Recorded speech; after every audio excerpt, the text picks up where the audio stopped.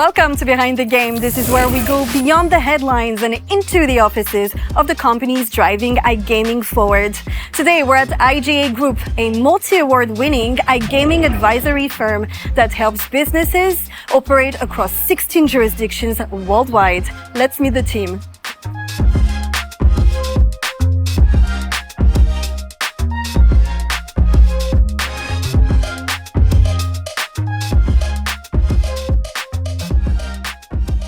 Darran, before we meet the team, I want to ask you, in Malta, you're quite a small but mighty team here. How does it influence the way you approach clients? Small, not so much anymore, because between the Cyprus, Curacao and Malta teams, to be honest, I've lost track of headcount completely. Clients are coming in through various means, right? It's mainly, as you well know, the trade fairs, so Sigma, ICE and the rest of them. But then we have the contact form on the website, we have agents working for us, we have a referral system. And I'd say that whilst in all of these cases, the first questions are about services, can you cover this? Can you do this license? Can you support us with this? The overall first couple of conversations are more business conversations because we are an advisory firm, right? And because we are a team where a lot of people have specialized heavily, we are able to spend the time to completely, the most important thing is that really, we need to understand exactly, first of all, whether you understand what you're doing in the case maybe of startups, but we really do need to know, have a complete view of the business to be able to give you the best advice, right? Absolutely, and we were talking about an example the other day of a startup that wanted to be present in a lot of different jurisdictions. That's a classic. That's a classic. So what happens, so this is a very good example actually. When you ask, let's not even call it a startup, let's just say a less experienced team in the iGaming industry, and you say, okay, we choose this license, so what markets would you like to enter? All of them. Everything that's not restricted. That's a really bad answer.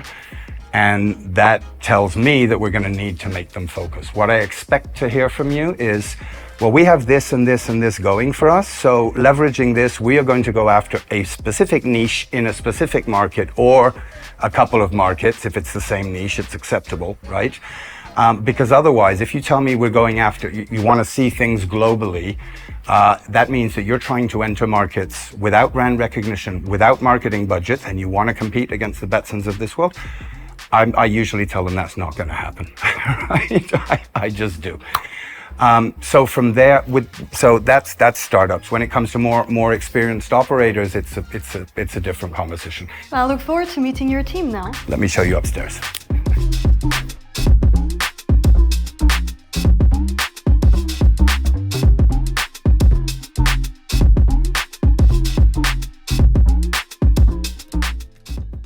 We provide company formation, accountancy, licensing, which one the main core services, AML services. We provide directorship, company secretary services, and so we mainly, it's considered as a one-stop shop that help the clients to have like a one package solution when they come to us for a particular service.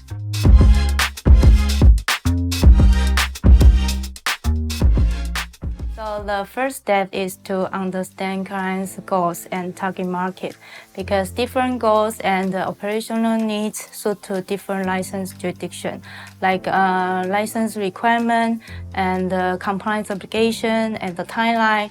They are very one from another. So there's no one-size-fits-all solution. And what truly simplifies the process is our experience. Like over the years, we have 6 clients with a wide range of license application. So we keep staying up to date the regulation change and the reform. And having worked with the client from different country and the authority from a different jurisdiction, we have gained intensive the practical knowledge of the license process.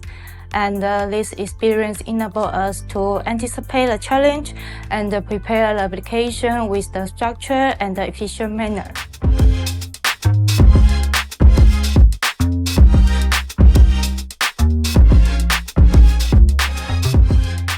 Okay, so next is Keith. Keith is our head of licensing.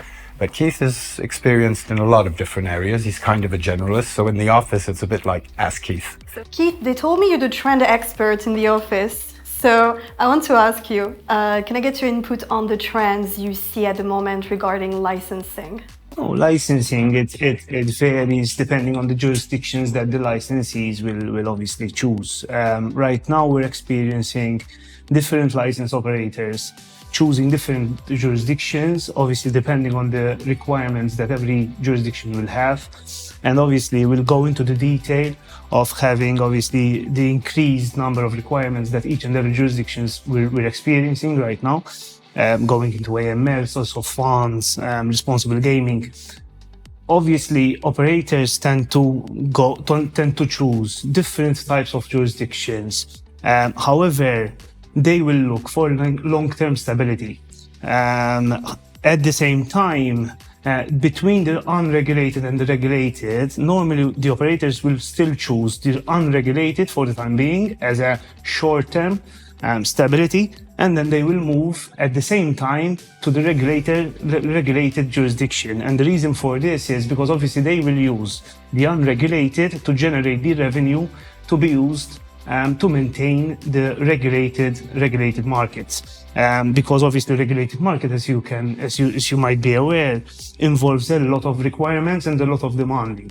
So to maintain that stability, obviously they need to go into the requirements, into the controls of the AML and all these kind of elements. And there's also a trend around M&As. Can you get into that? Yes, M&As are being obviously now quite more frequent. The tendency of the operators might normally they will choose also to buy a ready-made license.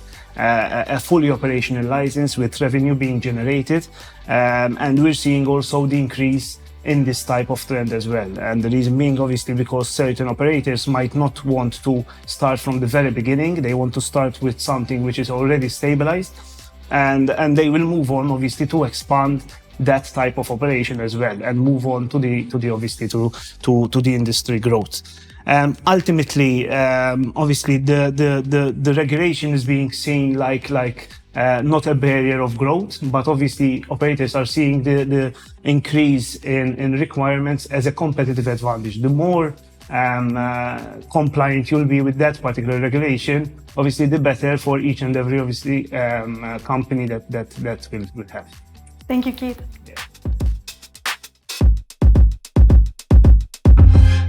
IGA Group is a great example of how smaller companies can move faster, stay closer to their client, and create real value for them. Thanks to Andrew, Keith, Darran, Wen, and the rest of the team for having us. For more, follow our Sigma platforms, and I'll see you next time behind the game.